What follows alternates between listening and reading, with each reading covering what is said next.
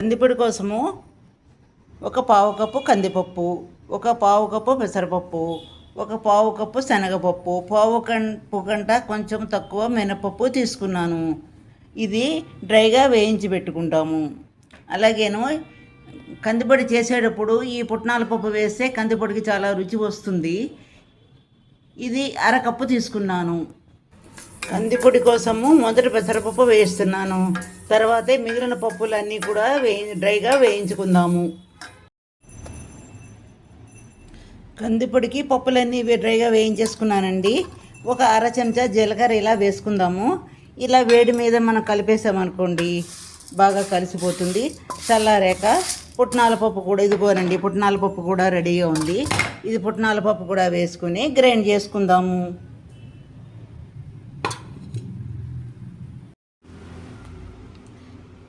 ఇలాగా అన్ని పప్పులు పుట్నాల పప్పు కలిపి ఇలా మిక్సీ చేసి పెట్టుకున్నానండి. ఈ పొడికి సరిపడా ఒక 50 గ్రాములు ఎండుమిరపకాయలు, ఒక 4 చెంచాలు ఉప్పు, తగినంత పసుపు, ఒక చెంచా మినపప్పు, అర చెంచా జీలకర్ర, కొంచెం ఇంగువ ఇవన్నీ వేసుకుని వేయించుకుందాము. నూనె ఇది వేయించుకోవడానికి నూనె తక్కువగా వేయాలి, అందుకని ఒక 2 చెంచాల నూనె మాత్రమే వేసుకున్నాను. మొదట పప్పు, జీలకర్ర, ఇంగువ, ఎండుమిరపకాయలు అన్నీ వేసుకుని సిమ్లో పెట్టి వేయించుకుందాము.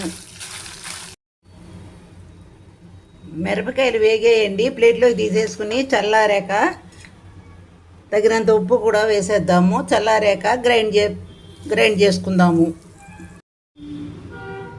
కందిపొడి కోసము వేయించుకున్న మిరపకాయలు అవి చల్లారయ్యి ఇప్పుడు గ్రైండ్ చేసుకుందాము. ఇలా గ్రైండ్ చేసుకున్న కారము కందిపొడిలో కలిపేద్దాము. ఇలా బాగా కలిపేశాక మళ్ళీ ఇంకోసారి మిక్సీ చేసుకుందాము. దానివలన ఇంకా మనకి బాగా కలిసిపోతుంది అన్నమాట.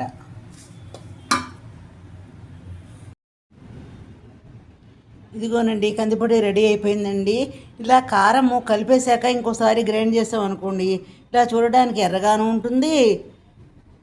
ఇంకొకటి ఏమిటంటే కారం కూడా మనకు ఉప్పు అన్నీ బాగా కలిసిపోతాయి అన్నమాట. చూసారండి, ఇంగువ వాసన గుమగుమలాడుతూ కందిపొడి చూస్తేనే వెంటనే తినేయాలని అనిపిస్తుందండి. ఈ కందిపొడి ఇదివరకు